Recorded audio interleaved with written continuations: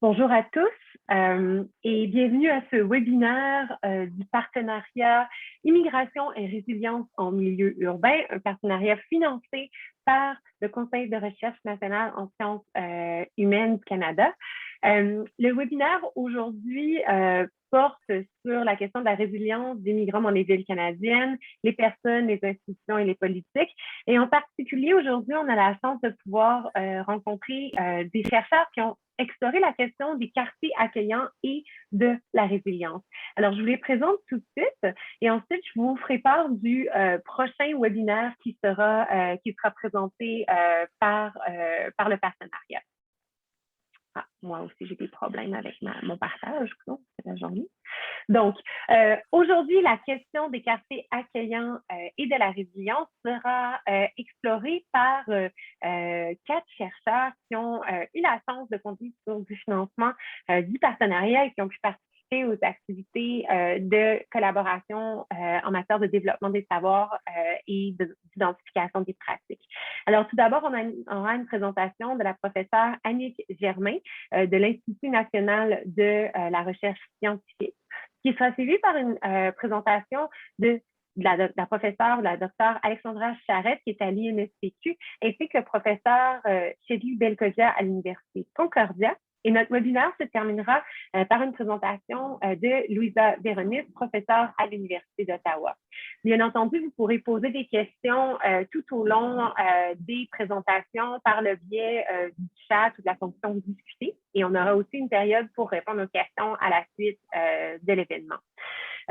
Je vous invite aussi à vous inscrire à notre prochain webinaire qui aura lieu le 27 octobre 2022 à la même heure, midi 15 à 13h30, sur le thème du déplacement et des réinstallations des réfugiés et des demandeurs d'asile, avec un focus plus particulier sur les services de soutien et la résilience du secteur. On aura la chance de compter sur la professeure Annick Germain de l'Université du Québec en Outaouais, de M. Frédéric Dejean, professeur à l'Université du Québec à Montréal, et de moi-même, Mireille Paquet, professeur à l'Université Concordia. On vous présentera tous des recherches qui ont été réalisées dans le cadre du partenariat et ce sera animé par ma collègue, Madame Louisa Véronis. Donc, sans plus tarder, je vais donner la parole à Alexandra Charette et Shedly Belkodia qui vont commencer ce webinaire en nous présentant une recherche inédite. Je vais renvoyer la balle à Annick Germain. Ah oui, pardon, excusez-moi. J'ai proposé à Annick Germain, en fait, de commencer et c'est moi qui va présenter ces diapos. Oh là là. C'est OK. Alors, bonjour à tout le monde et merci à Mireille de m'aider. D'ailleurs, dès que la première diapo apparaîtra à l'écran, elle pourra déjà passer à la seconde. Alors, je voudrais aujourd'hui rendre compte de l'itinéraire d'une recherche qui nous a conduit à interroger la notion de quartier accueillant pour finir par la remplacer par celle des infrastructures d'arrivée. Cette recherche, comme celle de mes collègues, portait sur l'accueil des nouveaux immigrants dans les années pré-pandémiques, marquées par les arrivées de réfugiés, de demandeurs d'asile, notamment à Montréal. Des années parfois traversées dans certains pays par une certaine hostilité. Mais à l'inverse de mes collègues, la question de l'action des organismes communautaires et des services publics n'était pas au centre de notre propos. Nous voulions avant tout saisir le point de vue des immigrants eux-mêmes et comprendre qu'est-ce que c'était pour eux qu'un quartier accueillant. Mireille, prochaine diapo. Alors, l'enquête en question, nous l'avons lancée à l'automne 2019. Cette étude est subventionnée par le partenariat de recherche sur les quartiers en transition, dans 2 quartiers relativement atypiques comme quartiers d'immigration, mais accueillant néanmoins de grands nombres d'immigrants de différents statuts. Je vous parlerai aujourd'hui surtout du premier de ces 2 quartiers pour faire vite. Saint-Laurent est un arrondissement important de la ville de Montréal, qui représente à peu près 6% de la population de la ville dans son ensemble. C'était jadis une ancienne banlieue autonome au nord de l'île, dont la majorité de la population est issue de diverses vagues migratoires, Liban, Chine, Maroc, Syrie, etc. Oui, Mireille, tu peux changer. Alors, à Saint-Laurent, nous avons rencontré 17 nouveaux arrivants selon 4 statuts différents. Nous avons rencontré à la fois des immigrants qualifiés, des gens arrivés avec le statut de réfugié, des personnes arrivées avec le statut de demandeur d'asile, mais devenues réfugiés depuis, et des personnes qui sont arrivées avec le statut de demandeur d'asile et qui le sont toujours aujourd'hui, du moins au moment de l'enquête. 2 questions sous-tendaient nos entretiens avec les nouveaux arrivants. Quel lieu trouvent-ils accueillant parmi ceux qu'ils fréquentent dans leur vie quotidienne et à quel type de relations sociales sont associés ces différents lieux. Les entrevues étaient menées à l'aide de cartes pour aider les interlocuteurs à mieux situer les lieux évoqués. Oui, Mireille, tu peux changer. Alors, la question du quartier. Nous interrogions les nouveaux arrivants avant tout sur les lieux dans lesquels ils se sentaient bien et non sur le quartier proprement dit. Mais très vite, nous avons réalisé que leurs propos révélaient une représentation du quartier, non comme une forme limite, mais comme une étendue spatiale, comme support des mobilités. Et je reprends là une distinction proposée par Bernard Montulet en 2005.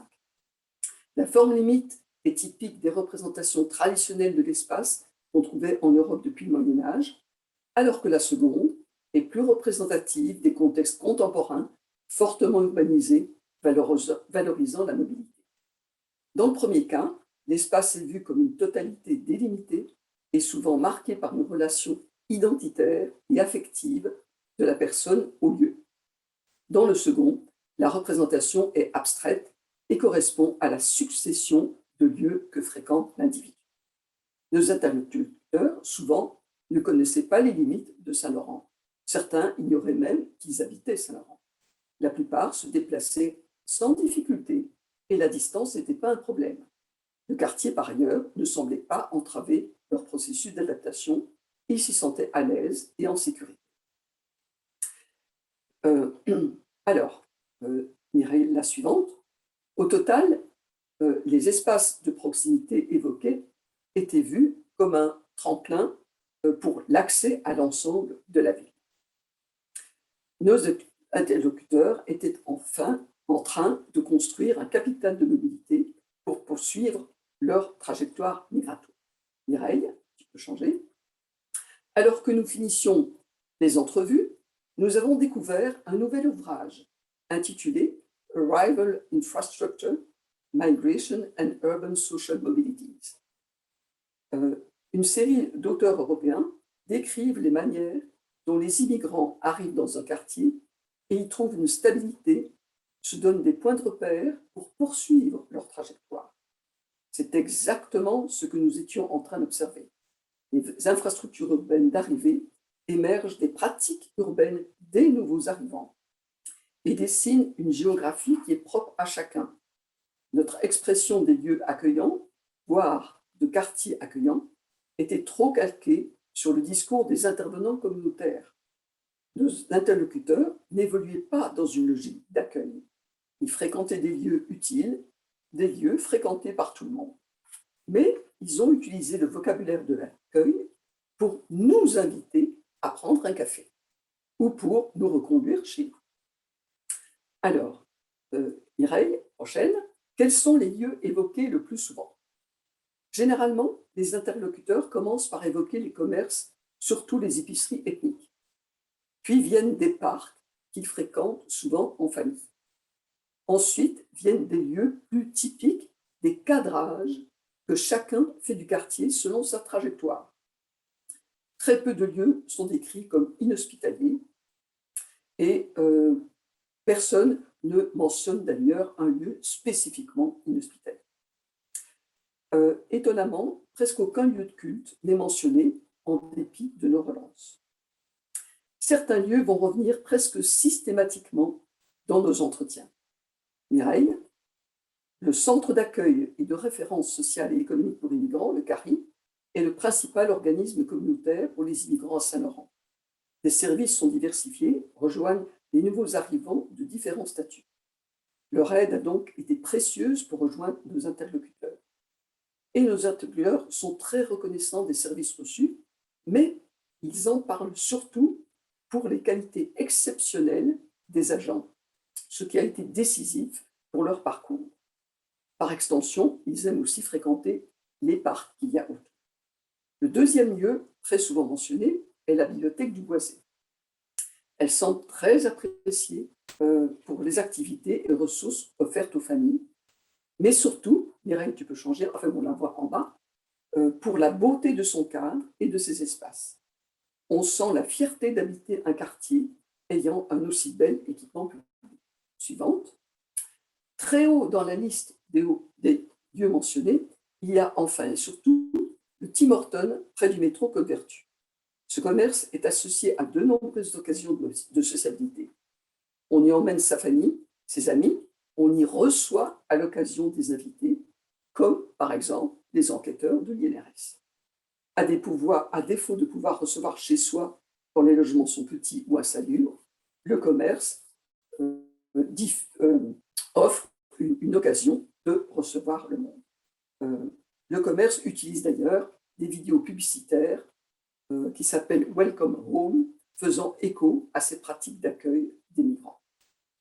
En terminant, il faut aussi mentionner le Cégep de Saint-Laurent, que beaucoup ont fréquenté pour les cours de francisation, mais que les immigrants apprécient aussi parce qu'il est fréquenté par tout le monde, y compris par les Canadiens français. C'est aussi un lieu qui accueille les nostalgies, celles des demandeurs d'asile handicapés par leur statut, qui ne peuvent pas étudier, ou ceux qui regrettent l'ambiance d'études qu'ils ont connue chez eux en tant qu'anciens enseignants. Suivante. Les infrastructures de l'hospitalité urbaine sont donc configurées par des subjectivités variées des nouveaux arrivants qui les replacent dans leur parcours migratoire. Et nous notons la place des commerces dans les points de repère qui jalonnent leur parcours. Deux groupes peuvent être distingués parmi nos interlocuteurs suivantes. Merci.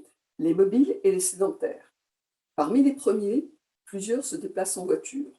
Leur connaissance du quartier varie, mais ils expriment tous un sentiment de confort dans le quartier. Les sédentaires se déplacent à pied ou en métro et ont une connaissance plus limitée de l'espace urbain. On note aussi plus d'inconfort dans leur appropriation du quartier. Contrairement à nos attentes, les lieux retenus par les immigrants varient peu selon leur statut à l'arrivée. Mais la vision des demandeurs d'asile est souvent moins assurée que celle des immigrants qualifiés qui explorent le territoire avec curiosité. Parmi ces derniers, on retrouve surtout des femmes avec la présence d'enfants. On va passer, merci. Alors, je passe sur McGill, je ne vous en parle pas parce que j'ai moins de temps. Donc, diapo suivante, s'il vous plaît. Alors, tu peux passer aussi, Mireille, pour la conclusion. Au total, le quartier, comme infrastructure d'arrivée, tel que vécu par les nouveaux immigrants, est bien différent de celui qui guide les intervenants. Ces infrastructures d'arrivée sont façonnées par la mobilité des nouveaux arrivants, leur parcours intérieur, leur utilisation de l'espace, et ne se définissent pas par leurs frontières. L'arrivée est d'ailleurs saisie comme un processus et non comme un moment délimité dans le temps et dans l'espace. Pour les intervenants, le quartier fait partie de leur action, comme territoire ciblé, comme ancrage de la communauté, ce qui donc diffère de la manière dont les immigrants récents cadrent leur milieu de vie. Certes, pour les immigrants plus anciens, le quartier peut prendre une épaisseur, à l'image du concept de quartier fondateur proposé par Jean Rémy, qui montre comment le quartier d'installation, pour certains groupes d'immigrants, devient un lieu d'articulation entre le pays d'origine et le pays d'arrivée, un lieu de traduction où se négocie l'intégration de la société plus large et l'originalité ethnique. Par exemple, la petite Italie. Ce cas de figure semble moins courant aujourd'hui, car la superdiversité colore de plus en plus de nombreux secteurs de la ville. Nous rejoignons ici une question fort débattue en sociologie urbaine, celle de la place du quartier dans les espaces de sociabilité de l'habitant des grandes villes contemporaines. Certains, comme François Hacher, constatant son affaiblissement, les citadins organisant leurs activités et réseaux autour du logement et de l'espace de la ville entière, alors que d'autres, comme Jean-Yves Vautier, estiment qu'il joue toujours un rôle structurant dans les relations que nouent les citadins dans leur vie quotidienne. Nous avions avancé avec Francine Dansereau, il y a longtemps déjà, que pour les immigrants, le quartier fonctionnait plus comme une ouverture sur d'autres fragments cosmopolites de la ville que comme espace de construction d'une identité communautaire. Avec la présente enquête, les lieux du quartier sont pour les nouveaux arrivants des tremplins pour l'accès à la ville entière dans le cadre de leur trajectoire migratoire. Merci Mireille, tu peux passer les 2 dernières.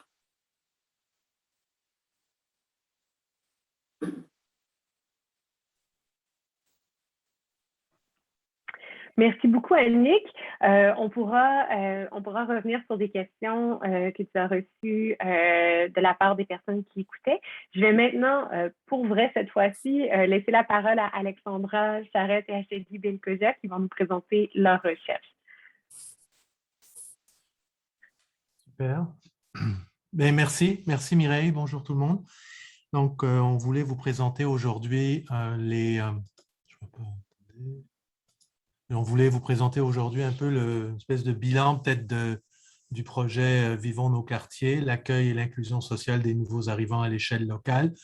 C'est un projet qui s'est étalé sur plusieurs années, qui a impliqué plusieurs personnes aussi. Moi, j'aimerais tout simplement noter la participation dès le début de ce projet-là de Gabriel Desilets et ensuite d'Anna Goudet, qui, je pense, est aussi avec nous aujourd'hui, et Alexandra Charette, qui a participé au projet depuis quelques années. Donc, on va vous présenter en fait le projet et je passe la parole tout de suite à Alexandra. Bonjour tout le monde, vous voyez mon écran? Oui. Alors, aujourd'hui, je vais présenter le bilan de Vivons nos quartiers. Je rappelle là, ce que Chedley vient de dire. C'est moi qui présente aujourd'hui, mais ça aurait aussi bien pu être Anna ou Gabriel qui ont travaillé même plus que moi sur ce projet-là à ses débuts. Donc, un survol aujourd'hui de Vivons nos quartiers, l'accueil et l'inclusion sociale des nouveaux arrivants à l'échelle locale. On va regarder le contexte et les objectifs de l'étude, le contexte dans lequel prend place le projet Vivons nos quartiers qui a été mené par la TCRI et étudié par nous, la méthodologie qu'on a empruntée, la question de la crise migratoire à laquelle l'initiative répond d'une certaine façon et la manière dont le projet s'articule pour répondre aux besoins des intervenants qui travaillent, qui œuvrent auprès des personnes demandeurs d'asile et des immigrants plus vulnérables. Alors, le contexte dans lequel l'étude prend place, donc c'est l'initiative Vivons nos quartiers, qui est un projet mené par la table de concertation des organismes au service des personnes réfugiées et migrantes et avec l'appui du Centre-Aide du Grand Montréal. Il se déploie d'abord lors de l'arrivée des réfugiés syriens en 2016 et s'adapte aux nouvelles arrivées des demandeurs d'asile qui arrivent en plus grand nombre à partir de 2017. Là, comme on le sait, ces arrivées-là se poursuivent là, en 2018-2019, notamment avec les arrivées des demandeurs d'asile aux portes terrestres du Canada. Alors, avec ce projet-là, on vise la mise en commun des meilleures pratiques d'inclusion à l'échelle des quartiers montréalais. Donc, améliorer les capacités d'accueil des nouveaux quartiers d'établissement des nouveaux arrivants, des quartiers qui sont souvent, comme le disait Annick tout à l'heure, moins bien nantis, peut-être en équipement collectif et en logement salubre. Donc, c'est des logements qui sont moins chers, mais aussi de moins bonne qualité. On vise le renforcement de la capacité des acteurs communautaires en contexte de diversité, le développement d'une plus grande ouverture à la population réfugiée par les collectivités et les communautés d'accueil, donc la population, et la facilitation des interactions entre les différents acteurs, donc les personnes réfugiées, mais aussi les intervenants, les citoyens, les groupes citoyens, les groupes communautaires. Donc, on vise une mise en commun des ressources et des capacités. Comment ça s'articule tout ça? Ben, ça commence par le développement de formation pour les intervenants communautaires qui travaillent directement auprès des populations immigrantes plus vulnérables, l'organisation d'événements citoyens, d'information, de conscientisation, de sensibilisation auprès de ces populations-là et des populations qui sont en place déjà, la mise en place de communautés de pratique et de groupes de supervision qui œuvrent auprès des gens qui travaillent avec les immigrants, et l'animation d'un groupe d'action-réflexion pour la diversité des quartiers accueillants. Donc, c'est un laboratoire d'idées qui rassemble des acteurs du Grand Montréal qui sont impliqués dans l'intégration des réfugiés, puis qui a pour mandat d'assurer une veille sur les défis, les conditions d'intégration, les nouveaux projets qui sont mis en place par le MIFI, entre autres, mais aussi à l'échelle de la ville, qui modélisent les pratiques prometteuses, qui partagent les expertises, donc un rôle aviseur aussi auprès du groupe. Les objectifs de notre étude maintenant dans le contexte de Vivons nos quartiers, donc c'était de documenter l'initiative Vivons nos quartiers. Comment ça commence, comment ça se développe, quels sont les défis qui sont rencontrés, les stratégies qui sont mises en place pour y faire face. Donc, d'abord, on vise à mobiliser le concept de résilience pour analyser les stratégies individuelles des personnes immigrantes et réfugiées et les stratégies collectives et institutionnelles, donc la part des populations d'accueil et des institutions qui sont responsables de leur offrir un accueil digne de ce nom. Et ensuite, de documenter toutes les étapes de mise en place et de l'évolution d'initiatives Vivons nos quartiers dans les quartiers ciblés du Grand Montréal. Ce qui voudrait dire qu'à certains moments, et plus souvent qu'autrement, ça a été une chercheure, c'est Anna qui a suivi le comité de pilotage à la trace, donc de bien comprendre comment l'initiative a été mise en place, mais aussi tous les efforts qui ont été faits pour surmonter les obstacles de mise en œuvre et puis rassembler les acteurs les plus importants là, dans le domaine de l'accueil, intégration dans les quartiers ciblés. Question de recherche, quelles stratégies sont mises en place pour faciliter les efforts des institutions à promouvoir la résilience? Quelles stratégies sont mises en place pour faciliter la résilience des communautés d'accueil face à l'immigration et ainsi maximiser les chances de créer des communautés accueillantes? Et troisième question, quelles stratégies sont mises en place pour faciliter la résilience des immigrants dans leurs efforts d'établissement dans une nouvelle société? La méthode, on a utilisé des méthodes d'observation directe et non participante et d'observation participante. Donc, du côté de l'observation directe, donc on a suivi, comme je vous ai dit, à la trace, là, le comité de pilotage du projet Vivons nos quartiers et observer les activités citoyennes qui ont été mises en place, observer aussi les formations qui ont été développées pour les intervenants et participer à certaines tables de concertation, donc la mise en contact avec les acteurs de quartier et les rencontres du comité d'action réflexion auxquelles les chercheurs ont pris part. Les objectifs qui étaient poursuivis avec cette méthode-là, c'était d'identifier la résilience des acteurs institutionnels et communautaires, d'identifier les pratiques qui favorisent ou entravent, excusez-moi, il y a une erreur ici, l'accueil des personnes réfugiées et immigrantes à l'échelle des quartiers, identifier les perceptions des changements chez les acteurs des quartiers sur l'accueil des personnes réfugiées et immigrantes, et finalement documenter les perceptions des acteurs au sujet de la notion de collectivité accueillante dans le contexte des quartiers accueillants à Montréal. Donc, ce qui s'est passé, on a observé, on fait des observations dans plus de 13 quartiers de Montréal lors de 12 journées complètes de formation pour les intervenants. Donc, les formations, excusez-moi. Donc, les formations, la première formation, c'est une formation Immigration 101. C'est une formation de base qui est destinée aux immigrants de première, aux intervenants de première ligne en contexte pluriethnique, qui vise à les outiller dans leurs interventions avec les personnes réfugiées et immigrantes. Puis le deuxième type de formation qui a été observé, c'est les formations itinéraires d'un demandeur d'asile, qui est destinée aussi aux intervenants de première ligne, puis qui vise à les outiller dans leurs interventions avec les demandeurs d'asile. Alors, au terme de cette deuxième formation-là, les intervenants sont en mesure de mieux comprendre là, la trajectoire de demandeurs d'asile, les services auxquels ils ont accès et auxquels ils peuvent accéder et les suites de leur trajectoire légale, là, si on veut. Donc, les visites au tribunal administratif de l'immigration, tout ça. l'accès à un statut de résidence permanente, les conditions d'accès, le rassemblement, la réunification familiale et tout. Alors, ensuite, les rencontres avec les acteurs clés des quartiers, des activités, donc des conférences, des forums, des activités de sensibilisation, des activités citoyennes avec les intervenants et des rencontres du comité de pilotage et du comité garde QA, donc le groupe d'action réflexion. Donc, ce qu'on voit dans nos observations dès le début, c'est qu'il y a une perception de crise. Hein. Je garde le mot crise entre guillemets parce que c'est un peu une crise fabriquée. Hein. Quand on regarde plus largement le nombre de demandeurs d'asile qui sont arrivés à l'échelle du Québec est plus important, particulièrement en comparaison avec celle du reste du Canada, avec les nombres qui sont observés ailleurs au Canada à la même période, mais à l'échelle internationale, c'est peu significatif. Hein. C'est plus important pour nous, mais globalement, ça ne représente pas une proportion importante du tout là, des déplacements forcés à l'échelle internationale. L'autre chose qu'on remarque, c'est que la notion de crise et les représentations médiatiques ont eu une influence sur les perceptions et l'ampleur du phénomène de l'immigration irrégulière à Montréal.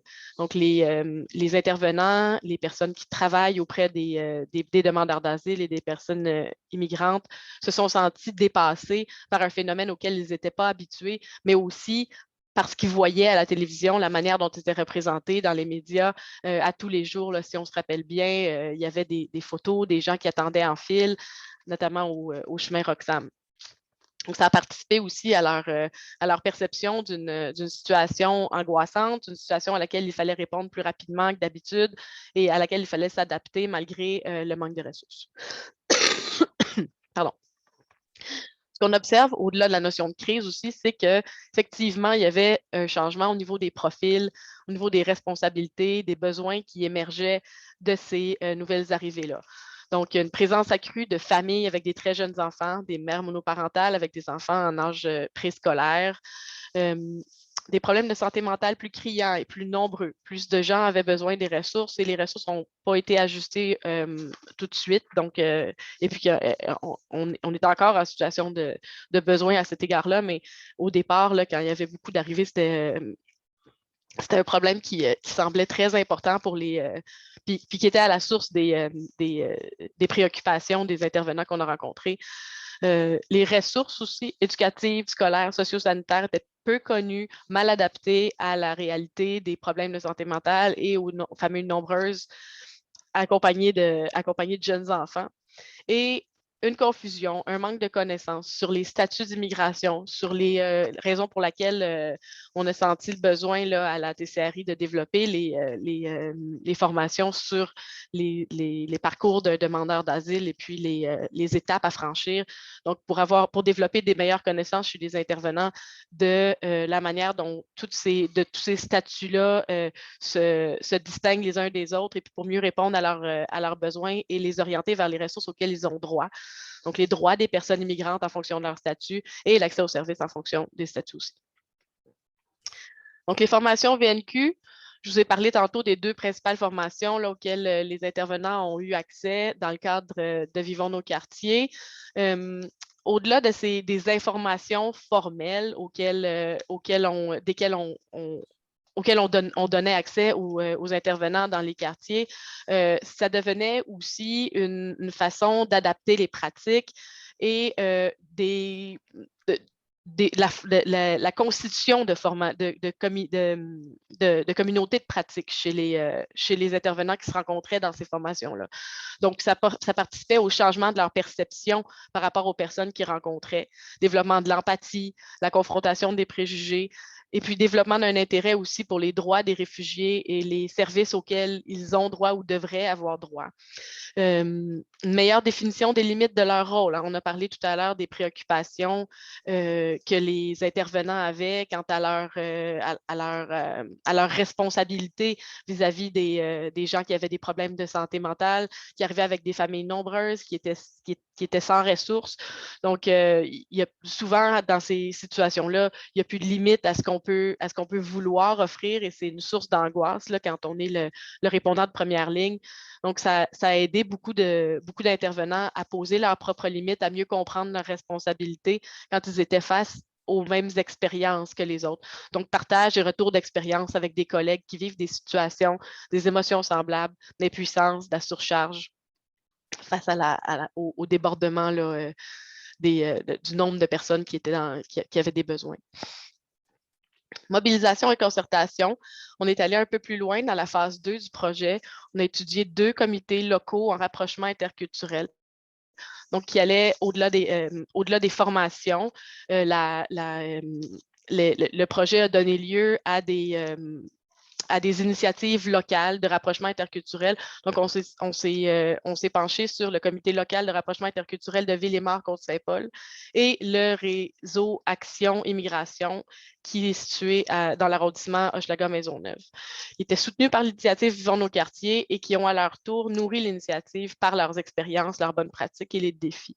Donc, ça a été la deuxième partie du projet où on a regardé la manière dont ces comités-là fonctionnaient, ont été mis en place et pouvaient porter des fruits à l'échelle des quartiers de nouvelle immigration où ils répondaient aux besoins de leur population. Donc, ils étaient coordonnés et portés par leur financement et par leur leadership, par l'organisme du quartier au service des personnes immigrantes et réfugiées, dans les 2 cas. Ils ont tous les 2 émergé dans des quartiers en transformation. Donc, comme je vous ai dit, des quartiers où il y avait une nouvelle immigration, qui ont vu une augmentation prononcée de la population immigrante dans les dernières années. Mais ils n'ont pas émergé dans les mêmes conditions. Donc, le comité à Ville-et-Mort-Côte-Saint-Paul a émergé sous l'impulsion de l'organisme du quartier spécialisé en immigration en 2018 et le réseau Action Immigration a émergé en réponse à une demande qui provenait des acteurs du quartier en 2016. Tous les 2 avaient des objectifs semblables, donc informer et outiller les membres des comités, veille stratégique sur les questions liées à l'immigration, sur les appels de projets aussi, leur participation à des initiatives plus larges, susciter la création de liens entre les acteurs du comité, donc le réseautage, intra-quartier et à l'extérieur, donc voir ce qui se passe dans les autres quartiers où il y a une plus grande expérience dans le domaine.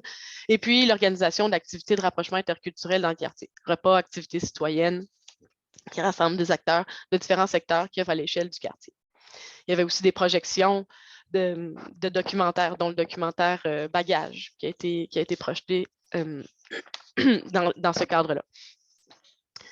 Les défis, les limites des comités qu'on a observés, on a vu bien sûr là, des difficultés de financement qui se sont répercutées sur la coordination puis l'organisation des activités, puis sur leur pérennité. Donc, ce qu'on observe plus souvent qu'autrement, c'est que c'est une initiative qui tente à être plus ponctuelle que pérenne, donc qui a répondu à un besoin qui était spontané. Pardon. À un moment où il y avait un très grand besoin de soutien communautaire, mais qui, à la longue, on voyait s'essouffler peu à peu, notamment en raison du manque de financement, mais aussi du manque de ressources humaines capables de s'occuper d'un comité, de la coordination de ce comité-là et de la mobilisation de l'ensemble des membres autour de la table. Le poids de la coordination aussi, cumul de tâches des coordonnateurs des 2 comités qui sont aussi d'abord à l'emploi d'un organisme communautaire, donc qui sont responsables de s'occuper de la coordination du comité, mais dont ce n'est pas la tâche principale. Hein, on l'a vu tout à l'heure, c'est des comités qui sont soutenus principalement, qui ont été mis en place principalement par un organisme qui est responsable d'offrir des services de première ligne aux populations immigrantes et réfugiées dans le quartier. La mobilisation continue des membres des comités et finalement, l'effet démobilisateur de la présence d'un organisme spécialisé en immigration sur les initiatives de concertation locale et les autres acteurs. Donc, ce qu'on a vu là, on l'a vu dans 2 quartiers, mais ça a été aussi documenté ailleurs. Lorsqu'il y a un organisme spécialisé en immigration dans un quartier, les autres acteurs de d'autres tables de concertation qui pourraient se saisir des questions d'immigration tendent à se détourner de la question de l'immigration en se fiant plutôt à l'expertise et puis peut-être à l'exclusivité des services rendus par un organisme spécialisé sur la question pour qu'il s'en occupe. Ce qui fait que, bien sûr, l'aspect concertation de toute cette initiative-là n'a plus lieu puisque ça devient le fait unique de cet organisme-là. Donc, c'est un défi important qui continue à être documenté et puis qu'on a réalisé qu'il était encore réel, là, ce défi-là, à l'échelle des quartiers. Chedly, si tu veux poursuivre sur la résilience, oui. Non, mais rapidement pour conclure, bon, déjà, vous voyez un peu si vous voulez aller plus loin, il y a quand même eu publication de 2 rapports, de la phase 1 et de la phase 2, et puis un article aussi en 2019 dans la revue Liens social et politique qui présente aussi le projet de Vivons nos quartiers. Ce qu'on peut retenir rapidement aussi, c'est finalement qu'est-ce qu'est la résilience communautaire. Dans toute cette expérience de Vivons nos quartiers, on a senti souvent qu'il y avait cette espèce de tension, peut-être de vouloir répondre à un contexte nouveau, une crise ou une nouvelle situation, mais en même temps de laisser un peu les acteurs se débrouiller tout seuls. Donc, est-ce que la résilience communautaire signifie en fait essayer de retrouver un équilibre après une crise, développer un esprit de débrouillardise dans un contexte de rareté de ressources? On a senti ça, on a senti donc aussi que les acteurs sur le terrain finalement vivaient aussi un scénario qui provoquait beaucoup de tensions, de claquage, moi je dirais entre guillemets, de claquage, donc de se questionner finalement sur la place du communautaire dans cette réalité de ce qui s'est passé entre 2015 et 2017. De voir aussi finalement la question du financement fragile de toute activité autour du vivre ensemble. Ça reste aussi une question qui peut-être mérite d'être approfondie un peu plus. Donc, je dirais que le projet a permis de faire pas mal de terrain, de voir en fait cette nouvelle réalité de ce qui pouvait se passer dans ces quartiers. Et puis, ça a nourri aussi d'autres initiatives. Alors, je pense que à ce niveau-là aussi, tout ce qui a été fait a permis de voir donc, comment le binôme finalement aussi a réagi à cette réalité de l'arrivée d'immigrants dans l'espace montréalais. Je crois que le projet Vivons nos quartiers donc, a permis de faire pas mal de choses aussi. Je vais m'arrêter là. Désolé, on a pris un peu plus de temps, je pense. Il n'y a pas de problème. Merci beaucoup, Alexandra et Chedly, pour cette présentation très informative et super stimulante.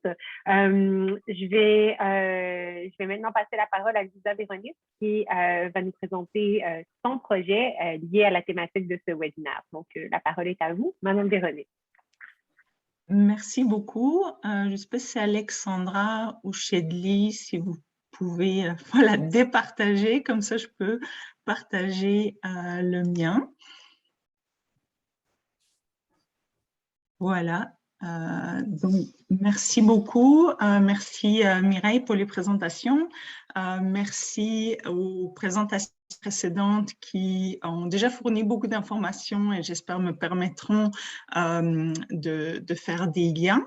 Et je souhaite aussi souligner que le projet que je vais présenter a été financé par le partenariat comme nos autres projets et que de nombreux collègues assistants ont participé et ont permis sa mise en œuvre.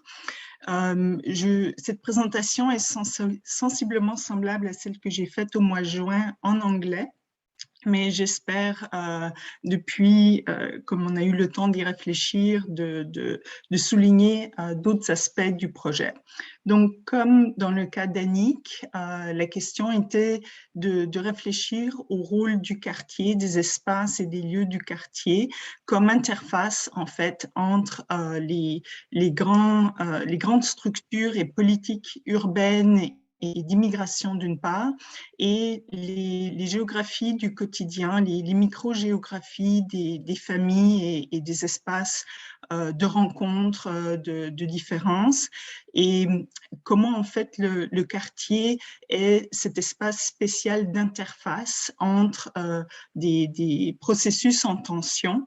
Et on rejoint beaucoup ce que Annick a dit. Et en fait, je remercie Annick. J'ai trouvé très, très stimulant de sortir un petit peu de ma petite boîte conceptuelle et de faire des nouveaux liens. Donc, tout ce qu'a dit Annick, en fait, correspond beaucoup. Et vu que notre région d'Ottawa-Gatineau est différente de Montréal, c'est intéressant de voir ces liens. Donc, l'objectif était d'examiner quels aspects ou caractéristiques des quartiers jouent un rôle, façonnent la résilience des personnes, notamment nouvellement arrivées, et en particulier les familles qui ont plusieurs membres à charge. Et là, je crois qu'on rejoint un petit peu ce qu'Alexandra disait par rapport à des familles avec des enfants nombreux ou des enfants en bas âge et des familles monoparentales. Et là, on s'intéressait à la fois aux espaces construits, donc l'aspect physique, matériel, mais aussi les espaces sociaux, les réseaux sociaux, les espaces de rencontres qui sont apparus vraiment comme centraux dans l'expérience des personnes nouvellement arrivées. Le but, et je vais me concentrer sur ça dans cette présentation, était d'identifier les caractéristiques qui rendent les quartiers résilients. Donc, la présentation a un aspect un peu plus conceptuel. Nous avons essayé de développer un modèle, de comprendre les espaces des quartiers et la résilience, et quelles sont en fait la nature ou les caractéristiques qui émergent, tout en nous permettant de mettre en lumière les structures et les acteurs qui jouent un rôle en développant une approche qui est de la résilience sociale ou la résilience communautaire, où là, on identifie des systèmes avec des politiques, des intérêts, notamment entre la municipalité, les acteurs communautaires, les individus, mais aussi les instances de l'État à des échelles plus hautes. Donc, notre approche était collaborative et ce projet a vraiment émergé de nos partenaires communautaires dans la région d'Ottawa-Gatineau qui font partie du partenariat. Ce sont eux qui nous ont demandé de faire cette étude de quartier. Et j'aimerais souligner la situation unique d'Ottawa-Gatineau à la frontière entre les deux provinces et la dimension comparative, notamment parce que les contextes provinciaux, municipaux sont différents. Mais en même temps, Ottawa-Gatineau est une région métropolitaine qui fonctionne comme une certaine unité, ainsi que la présence du bilinguisme asymétrique d'une part et de l'autre de la frontière, et notre intérêt pour inclure des personnes qui avaient le français ou l'anglais comme première langue officielle. Donc, pour vous situer par rapport au quartier que nous avons sélectionné avec l'aide de nos partenaires, ce que j'aimerais souligner certains détails.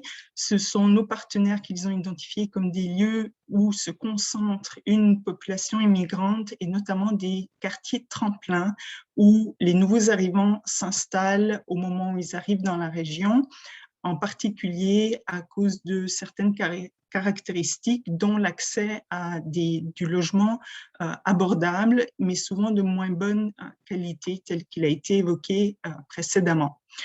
Ces quartiers sont aussi des quartiers spéciaux dans le sens de leur localisation. Ce sont les banlieues internes, si vous voulez, et représente en fait un espace assez particulier dans les métropoles canadiennes, dans le sens qu'ils ont à la fois des caractéristiques qui ressemblent aux quartiers centraux, mais ils ont aussi des caractéristiques qui correspondent plus à la banlieue.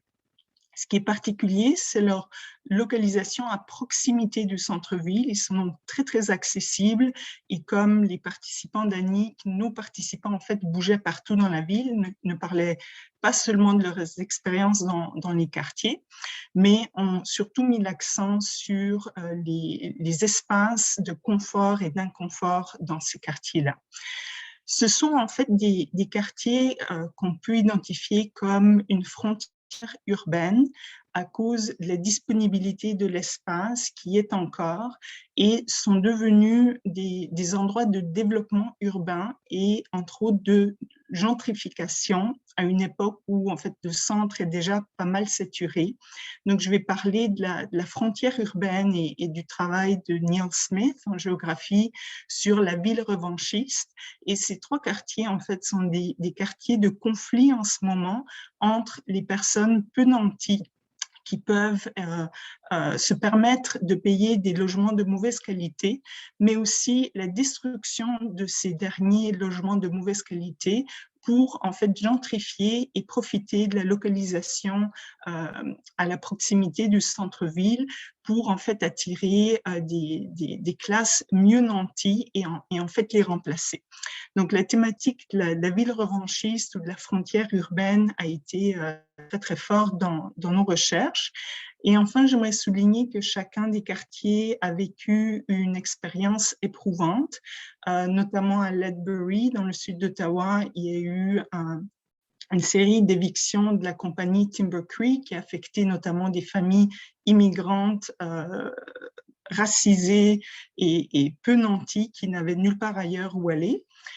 À Vanier, beaucoup de réfugiés s'y sont installés, notamment après 2015, dont des réfugiés syriens.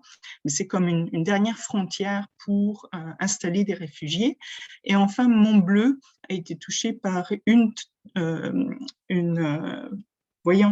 une tornade en septembre 2018, juste au moment où nous allions commencer notre recherche de terrain. Et donc, c'est un peu ralenti et il y aura des liens avec la gentrification. Donc, ce sont des quartiers super divers. Rapidement, pour vous donner une idée, à gauche, comment les deux quartiers d'Ottawa comparent avec la moyenne d'Ottawa, une proportion bien plus élevée d'immigrants, de population issus des minorités visibles, des locataires, aussi une population surreprésentée qui ne parle pas l'anglais ou le français comme première langue, et de manière semblable du côté de Montbleu par rapport à Gatineau. Donc, les trois quartiers ont vécu ces incidents, comme je vous avais dit, qui, en fait, ont testé la résilience des villes respectivement, mais aussi des populations qui étaient nos participants. Nous avons procédé à une approche qualitative en plusieurs étapes. J'ai souligné notamment notre étude ethnographique pour complémenter les entrevues PhotoVoice qui ont été l'outil principal. Les entrevues PhotoVoice sont des entrevues pour lesquelles les prises de photographie est une composante intégrante. Et ça nous a permis à la fois d'avoir des éléments visuels lors des entrevues, ainsi que d'aborder des sujets plus difficiles, parfois émotifs, dans les expériences de nos participants. Et nous avons fait un retour en visitant les quartiers et nous avons invité des participants et d'autres résidents qui nous ont aidés en fait à vérifier et complémenter notre analyse. Donc, nos participants provenaient de plusieurs régions du monde, mais chaque quartier avait des profils sensiblement distincts. Nous n'avons pas sélectionné par rapport aux catégories d'immigration, mais vous voyez du côté d'Ottawa, les réfugiés étaient relativement surreprésentés, tandis que du côté de Montbleu, nous avions des participants notamment économiques et issus de la réunification familiale. Les femmes étaient sensiblement surreprésentées et nous avons essayé vraiment d'avoir plus de participants hommes. Nous visions des nouveaux arrivants qui étaient au Canada depuis 5 ans et moins. Ce que nous avons réussi à atteindre, notamment à Overbrook et à Montbleu, À Ledbury, nous avons eu plus de difficultés. Nous avons donc un peu changé nos critères et avons aussi inclus des participants qui étaient au Canada depuis plus de 5 ans.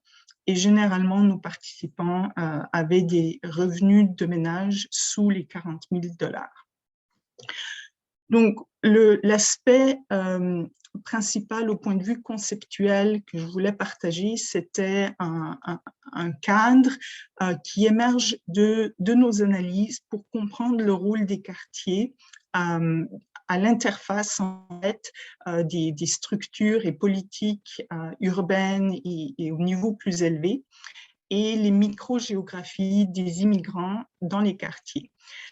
Suite à nos analyses, je suis par hasard tombée sur le concept de ville habitable dans le cadre d'une autre recherche, et j'ai réalisé qu'en fait nos résultats correspondaient vraiment aux 4 critères qui sont inclus dans les villes habitables, qui sont la marchabilité, à savoir l'accès notamment piétonnier aux transports publics, l'accès aux infrastructures, la proximité. Les questions de durabilité qui sont tant au point de vue de la durabilité des espaces construits, mais aussi des espaces sociaux.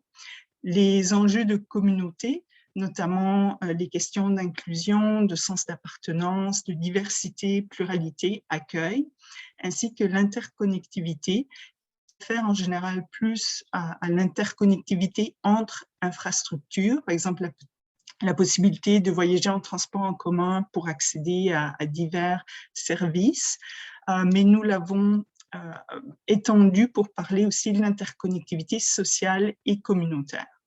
Donc, nos résultats correspondent par rapport à ce que nos participants nous ont dit à ces 4 aspects des villes habitables, comme je vais vous illustrer dans un moment.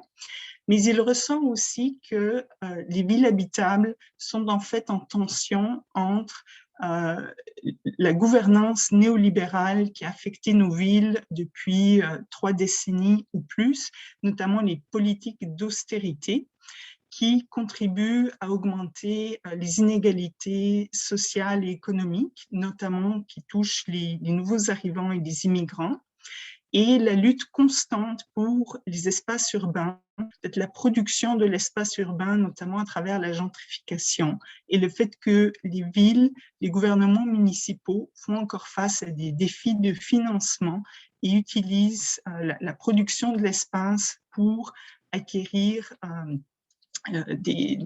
revenu aux dépens souvent des groupes plus vulnérables tels que les immigrants. Mais dans les quartiers que nous avons étudiés, nous avons vraiment vu la façon dont les immigrants s'approprient les espaces et en fait contribuent à construire des espaces inclusifs, notamment à travers la diversité, l'accueil, les éléments qu'Annick mentionnait tout à l'heure.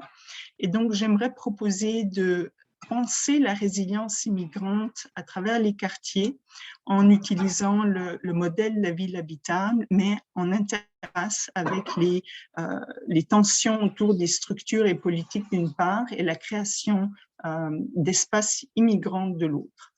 Donc, pardon, je crois que j'ai déjà... excusez-moi, je suis allée du mauvais côté. Donc, du côté de la marchabilité, nos participants ont beaucoup souligné la localisation, la proximité des quartiers, l'accès à des services et des infrastructures. Ils ont beaucoup souligné l'accessibilité à des parcs qui sont des espaces très importants comme lieu de socialisation, mais aussi de vie quotidienne, les centres communautaires, l'accès aux écoles, les bibliothèques. Et en rouge, j'ai indiqué les aspects qui parlent de manque ou de problèmes d'enjeux, notamment autour de financement, d'accès de ressources qui évoquent les enjeux des politiques néolibérales, des problèmes d'austérité, notamment un manque de financement pour des services, des programmes, malgré la dépendance du transport en commun, le fait que la hausse des prix et la mauvaise fonction affectaient la vie quotidienne, et malgré des possibilités de marchabilité, des enjeux notamment de sûreté, des routes et des trottoirs en mauvais état, des problèmes de déneigement, et ainsi de suite. Du côté de la durabilité, ce qui est ressorti, c'est l'accès au logement abordable et assez spacieux pour loger des familles nombreuses.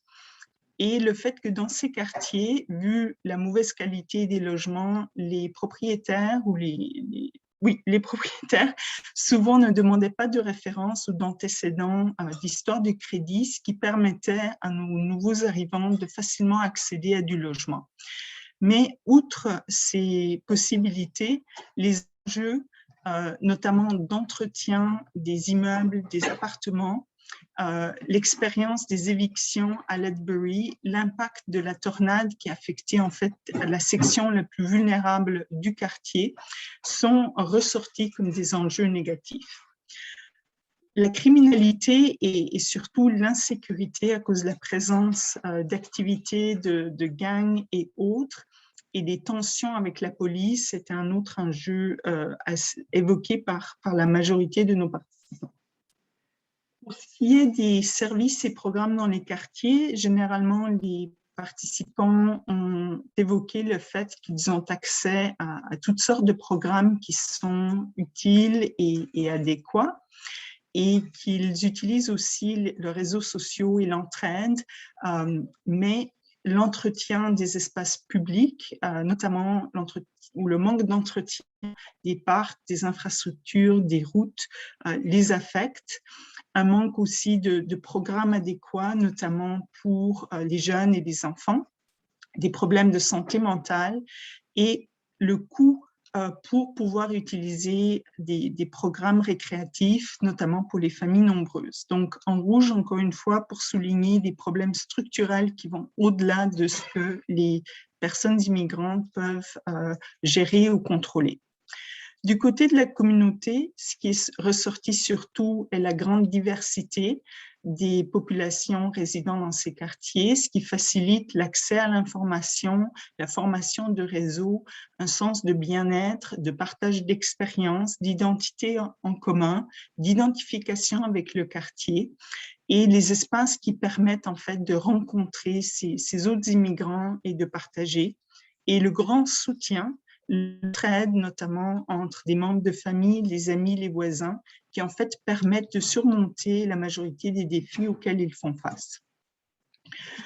Mais un grand enjeu qui a été noté dans les 3 quartiers est les représentations négatives qui affectent ces communautés, tant par la couverture médiatique que la réputation, les stéréotypes, et surtout le fait que les liens sont faits entre la présence d'activités criminelles et les minorités ethno-raciales, alors que souvent ce sont des gangs qui viennent d'en dehors de ces quartiers et y opèrent. Donc, ça a affecté beaucoup le sens d'appartenance de nos participants, et je vous ai mis quelques titres que nous avons trouvés dans notre revue de la couverture médiatique. Enfin, pour l'interconnectivité, et puis je termine prochainement, les participants ont souligné le réseau d'espaces publics et les réseaux sociaux qui facilitent leur engagement, la rencontre, les possibilités aussi d'implication communautaire. Mais ils ont surtout noté des manques importants en ce qui concerne la diffusion des informations, ce qui fait que malgré l'existence de programmes et de services, souvent ils y passent à côté ou ne s'en rendent pas compte avant longtemps, alors qu'il s'agirait en fait de rendre accessible l'information, la visibilité des fournisseurs de services qui existent dans le quartier. Donc aussi un manque de sensibilisation, de consultation au sujet de ce qui se passe dans les quartiers, qui était surtout un enjeu à Ledbury avec les évictions, mais également après la tornade dans le cas de Montbleu. Enfin, nous avons remarqué un grand enjeu autour de la langue, parce que malgré l'existence de services, souvent ces quartiers incluent beaucoup de groupes très divers, qui parlent des langues très différentes et qui, entre eux, ne peuvent pas collaborer ou travailler ou développer un engagement communautaire à travers les différents groupes qui y sont présents. Donc, pour terminer, nous avons développé une série de recommandations et je me souviens, Valérie m'avait demandé quelles sont les 2 ou 3 recommandations principales. Au point de vue des infrastructures, vraiment le problème du logement est criant et c'est un enjeu qui dépasse même les municipalités ciblées. C'est un enjeu national et ça se vit même dans une ville de second niveau telle qu'Ottawa-Gatineau. La question des infrastructures telles que le transport en commun et l'accès à des programmes qui sont très importants pour ces populations vulnérables est un autre enjeu. Et enfin, au plan des représentations, je pense qu'avec même un petit peu de moyens, on pourrait faire beaucoup pour améliorer la réputation des communautés et des quartiers, surtout que beaucoup de nos participants ne peuvent pas vraiment quitter le quartier et sentent que ça les affecte directement. Donc, j'aimerais souligner encore une fois la contribution de nos participants, nos partenaires de recherche, nos assistants et mes collègues, ainsi que le financement que nous avons reçu du partenariat. Merci. Merci beaucoup, Louisa. C'est très intéressant et nous avons maintenant quelques minutes pour des questions. J'aimerais bien, si c'était possible, que l'équipe de BMRC me fasse signe quand il faut conclure, parce que des fois, tenir le temps, c'est un peu difficile. Donc, je vais lancer déjà une question qu'on a reçue à propos de la présentation d'Annick, et ensuite, je vais poser des questions plus générales pour tout le monde. Alors, une réaction à votre présentation, Madame Germain, ça a été de savoir si vous aviez eu connaissance de personnes qui ont fait des ethnographies ou des travaux sur les Tim Hortons, que ce soit comme espace de convivialité en général et ou comme espace d'appartenance pour les immigrants en sociabilité. Vous en parlez dans votre projet, mais est-ce que au cours de la préparation de la réalisation de ce projet-là, si vous aviez eu vent de certaines recherches existantes sur le sujet? Alors, il existe en études urbaines plusieurs études sur ce qu'on appelle les tiers-lieux, hein, c'est-à-dire les endroits où on se sent bien en dehors de la maison et qui ne sont pas les lieux de travail habituels. Et dans ce sens-là, les cafés sont bien sûr souvent identifiés. Mais je dois dire que je ne connaissais pas d'études portant spécifiquement sur les nouveaux arrivants. Je n'ai peut-être pas précisé tout à l'heure que nous avons interrogé des gens qui étaient là depuis moins de 3 ans, hein, donc c'est vraiment nouveaux arrivants. Et le rôle privilégié que jouent les Tim Hortons, les Starbucks, etc., pour cette clientèle-là. Et en fait, donc, peut-être qu'il existe de la littérature là-dessus, mais moi, je n'avais pas lu quelque chose avant. Et j'étais vraiment étonnée de voir que, au fond, pour les immigrants, ces endroits sont des endroits où ils accueillent tout le monde. Donc, c'est eux qui accueillent. C'est intéressant. Et Jill, Emily est très motivée à lancer un projet sur la question. Moi, j'avoue que j'embarquerai aussi vraiment avec Jill, d'autant plus que c'est intéressant parce que le Tim Hortons est à la fois un espace, comme vous le documentez, Madame Germain, mais aussi un employeur immigrant. Donc, il y a tout ça qui se joue. Il y a la question, bien sûr, de l'accessibilité des prix qui demeure assez bas par rapport à d'autres cafés et d'autres espaces urbains. Donc, ça serait intéressant d'explorer ça. On s'en reparle. Maintenant, j'aimerais poser une question à Alexandra Echedi. Louisa a terminé sa présentation avec certaines recommandations. Je me demandais si, après avoir travaillé aussi longtemps sur le projet Vivons nos quartiers, si vous aviez des recommandations à faire issues de vos recherches, et que ce soit pour les organismes ou que ce soit pour les gouvernements aussi qui financent des projets ou qui pourraient financer des projets tels que Vivons nos quartiers.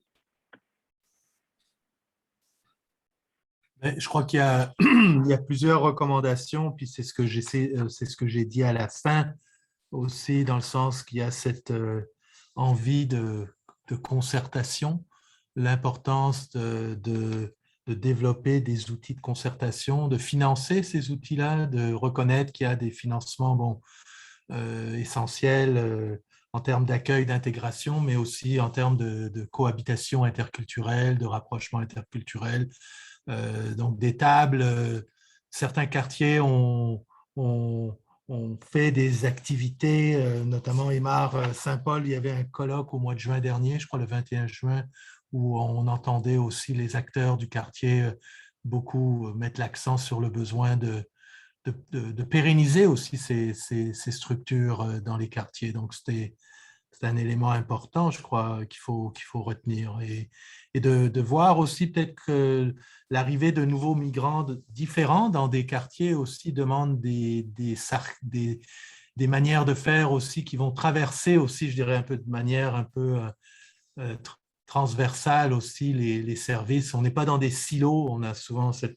Je pense quand Alexandra disait à la fin que le danger, souvent, c'est qu'on crée une structure pour l'immigration et puis, bon, les autres acteurs se disent c'est plus notre truc, on n'a pas besoin de même de... Donc ça, je pense que c'est peut-être une recommandation aussi à faire. J'ajouterais que le projet Vivons nos quartiers, c'est beaucoup du rapprochement interculturel. Et puis, le rapprochement interculturel reste un peu le parent pauvre au Québec de l'immigration, des enjeux d'immigration. Il y a beaucoup les services de francisation qui sont financés, l'emploi qui ne passe pas par l'immigration par ailleurs. Mais le rapprochement interculturel a traditionnellement ou peut-être typiquement été financé par le privé.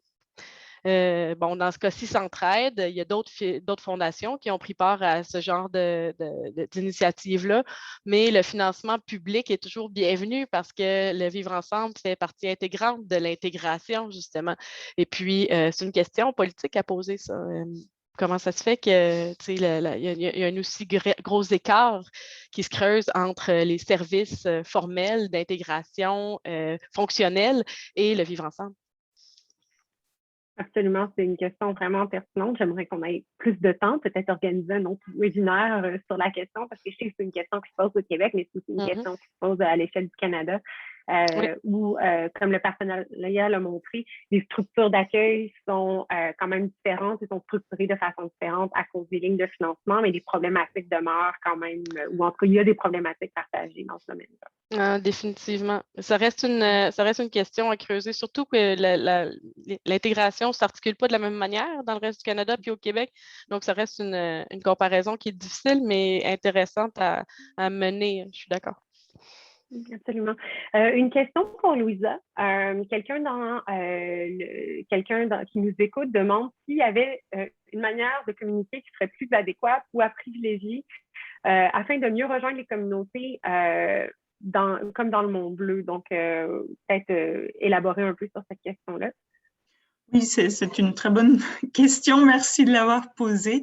Donc, je pense qu'il y a deux enjeux à considérer. C'est le contexte. Comme il vient d'être mentionné, le Québec et le reste du Canada fonctionnent différemment, notamment pour transmettre les informations, aussi le rôle des fournisseurs de services ou différents types de services. Dans le cas de Mont-Bleu, ce qui était arrivé, beaucoup de nos participants étaient des immigrants francophones qui ne sont pas passés par la francisation. Et donc, sentaient qu'ils avaient manqué beaucoup d'informations parce que ces informations sont fournies dans le cadre des classes de francisation, mais eux n'y avaient pas accédé dans ce cas particulier.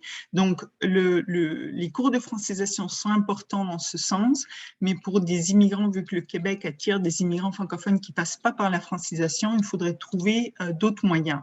Dans les deux autres quartiers, un des enjeux était la question de la langue, parce que beaucoup de l'information était affichée en anglais. Les immigrants francophones ou ceux qui ne parlaient pas anglais n'arrivaient pas à y accéder. Et je dirais une stratégie privilégiée, c'est en fait multiplier les formats de communication. Et c'est là que, outre le contexte, c'est aussi une question des groupes et des cultures, parce que différents groupes et différentes cultures, en fait, partagent ou transmettent l'information de manière différente. Et ça, à travers d'autres projets, on s'en est rendu compte. Par exemple, dans les réfugiés syriens, les médias sociaux fonctionnaient très bien. mais pour des personnes originaires de l'Afrique subsaharienne, tout ce qui est Internet ou les médias sociaux, ça ne fonctionne pas si bien. Donc, il faut multiplier les efforts. Ça peut être de l'affichage. Dans le cas d'Overbrook, ils nous ont dit que beaucoup d'informations étaient affichées dans l'entrée des immeubles, mais c'était en anglais. Donc, mettre, par exemple, des pamphlets dans les immeubles, ça peut être une stratégie. Les journaux communautaires, il y a le bouche à oreille, les leaders communautaires, ainsi que dans les centres communautaires. Mais nous avions remarqué dans le cas de Montbleu, par exemple, que beaucoup de personnes ne connaissaient même pas l'existence du seul centre communautaire qui y est. Et leur perception était que ce centre communautaire était surtout pour les familles avec des jeunes enfants, parce qu'ils offraient des activités comme une journée pour les fournitures scolaires en automne, une distribution d'habits de neige, et eux ne savaient pas que ce centre communautaire offrait d'autres services. Donc, il y avait la question un peu aussi de la perception que les centres communautaires, c'était vraiment pour les personnes démunies, alors qu'eux ne s'identifiaient pas comme une famille ou comme des personnes démunies. Donc, je pense qu'il faut jouer à différents niveaux, et vu que le travail du soutien à l'établissement est interminable, il y a des nouvelles personnes qui arrivent tout le temps, donc c'est en gros comme recommencer chaque fois. Et il ne faut pas s'essouffler, comme disait Shedley, des fois il y a un essoufflement, il faut tout le temps examiner de nouvelles stratégies. Merci beaucoup, Louisa. Les Tim Hortons pourraient servir à cela d'ailleurs. Honnêtement, moi, je pense qu'on devrait le faire, d'autant plus que j'imagine qu'on pourrait aller chercher du financement de Tim Hortons facilement. Donc, ça pourrait être un projet super. Non seulement on aurait des Timbits, mais on pourrait avoir accès à leur terrain. Donc, écoutez, je pense qu'on devait terminer à 13h30, si je ne me trompe pas. Donc, ça clôt notre webinaire d'aujourd'hui. Par contre, je vous rappelle que nous en tiendrons un autre le 27 octobre qui s'intéressera plus avec un peu plus de façon un peu plus pointue à ces questions, mais avec les demandeurs d'asile. Mais comme vous le voyez, c'est vraiment transversal aux problématiques et aux recherches qui ont été présentées aujourd'hui. Donc, je vous remercie toutes et tous d'avoir assisté à cet événement et j'espère qu'on pourra vous revoir dans 2 semaines pour continuer la discussion. Bonne journée. Merci. Merci, bye. Bye bye. Annick Germain, elle est déjà partie. J'allais lui demander si elle pouvait partager ses références, mais je vais lui écrire. Donc, merci. À bientôt.